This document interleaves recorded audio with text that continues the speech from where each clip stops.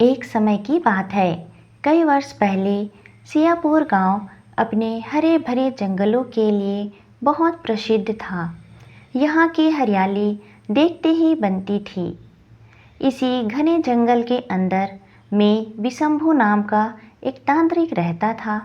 वह अपने आप को बहुत शक्तिशाली तांत्रिक मानता था और अपने तांत्रिक ज्ञान का जगह जगह प्रयोग करता था। उसका आत्मविश्वास अत्यंत ऊंचा था। वह अपने तांत्रिक ज्ञान का बहुत गर्व महसूस करता था और उसका दावा था कि वह किसी को भी अपने वश में कर सकता है और उसकी तांत्रिक शक्तियों की मदद से किसी पर भी हमला कर सकता है। इसी समय सियापुर गांव के लोग एक एक करके लापता हो रहे थे। कुछ समय बाद गांव वालों को समझ में आया कि वह तांत्रिक उनके युवाओं को अपनी तांत्रिक शक्तियों का शिकार बना रहा था और एक गुफा में कैद कर रहा था। इस परेशानी के बाद सभी गांव वाले पंचायत में सभा बुलाते हैं। गांव वालों ने मिलकर एक योजना बनाई कि वे सभी मिलकर तांत्रिक विशंभु का सामना करेंगे।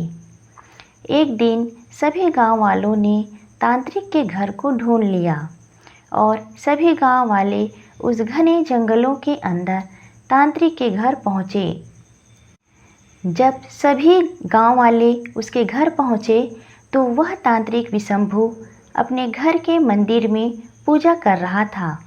वे सभी लोगों ने जैसे ही उस तांत्रिक को पकड़ने की कोशिश करते, वह तांत्रिक अपनी शक्ति दिखाता और गायब हो जाता।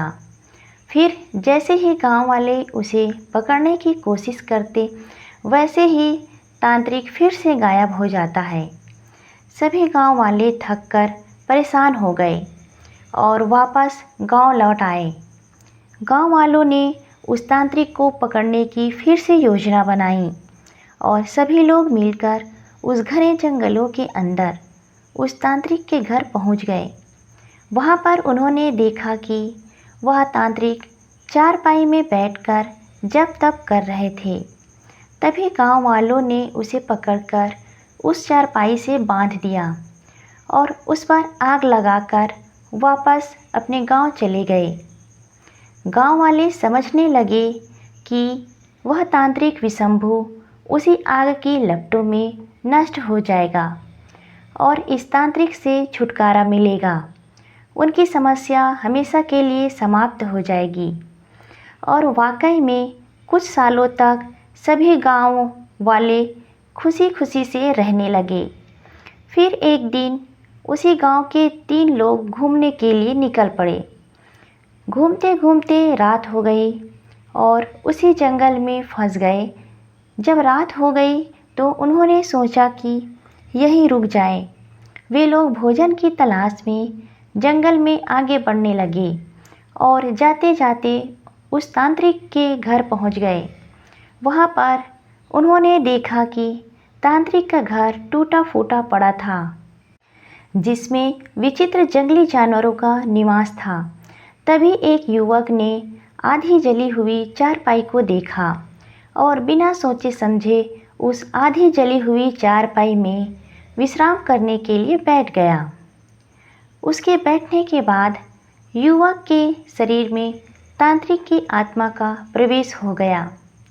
अब युवक चिल्लाकर कहने लगा कि वह अब सभी गांव वालों को सजा देगा और गांव में आग लगा देगा, गांव को जंगल बना देगा। युवक के इस बदले व्यवहार को देखकर उसके दोनों दोस्त डर गए। अपने दोस्त को इस स्थिति में देखकर दोनों लड़के तुरंत गांव की ओर बढ़ने लगे। सुबह होते ही वे सरपंच के पास गए और पूरी कहानी बताई। उस सरपंच को बहुत गुस्सा आया और उन्होंने पूछा, तुम लोगों को किसने कहा था कि तुम तांत्रिक के घर जाओ?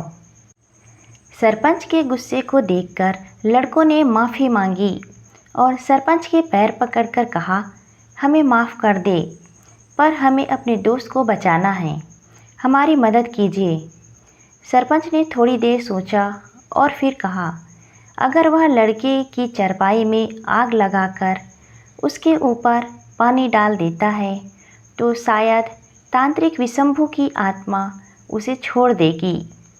सभी लोग सरपंच के साथ उसके पास गया और दोनों लड़कों ने जिस युवक पर तांत्रिक का भूत सवार हुआ था उस चारपाई पर आग लगाकर उसके ऊपर पानी डाल देता है। चारपाई पर आग लगाकर उसके ऊपर पानी डालते ही तांत्रिक विशंभु की आत्मा ने उनके दोस्त को छोड़कर भाग निकला। दोनों लड़के अपने दोस्त को पाकर बहुत खुश हुए। आखिरकार दोनों लड़कों ने दोस्त को उस तांत्रिक के चंगुल से बाहर निकाल लिया और उस गुफा में कैद गाँव वालों को मुक्त किया और तीनों दोस्त खुशी खुशी अपने अपने घर चले गए। इस प्रकार उस लड़के की सभी गांव वाले भी मुक्त हो गए। इस कहानी से हमें यह सीखने को मिलता है कि हर काम को सोच विचार कर करना चाहिए और बड़ों की सलाह को महत्वपूर्ण रूप से सुनना चाहिए। इससे हम समस्याओं का समाधान निकाल सकते हैं।